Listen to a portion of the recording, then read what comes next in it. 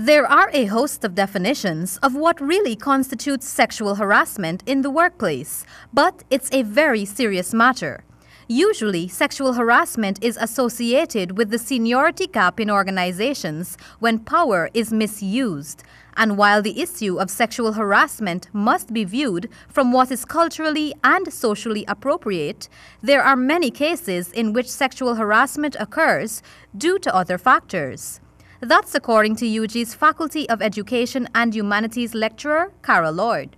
But we have another dimension as well where we need to consider whether or not this is something that is solely based on a position of power or if it's also gender-based, because we do have persons who are part of the LGBT community, and those persons, do we need to consider now whether that same conversation would be inappropriate if it's female to female. If a woman is now commenting, oh, your dress looks really good today, you wear a dress and it looks nice, and getting into all of this, would we then as well think about that as being inappropriate sexual conduct in the workplace? Ms. Lord addressing the gathering at a Sexual Assault Awareness Day event on Monday.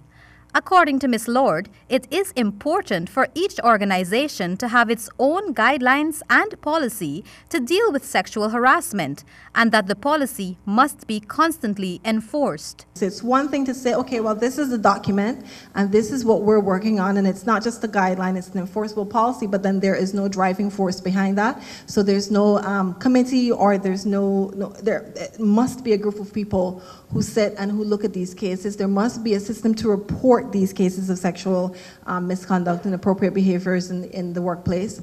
And then there must be some whip behind it to say this is what is going to happen and this is what actually happens.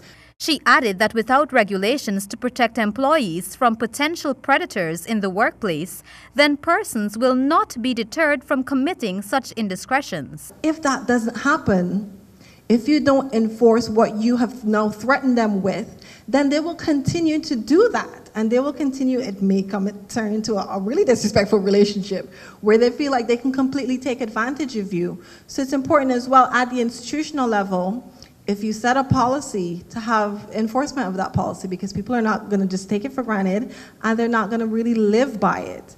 As well, not just policy on the institutional level, but national level as well. We need to have those kinds of guidelines. The Sexual Assault Awareness Day event was a collaborative initiative between the Ministry of Social Protection and the University of Guyana as part of efforts to educate folks about their rights and the right to be protected in the workplace. Reporting for HGP Nightly News, I am Kristen Macklingam.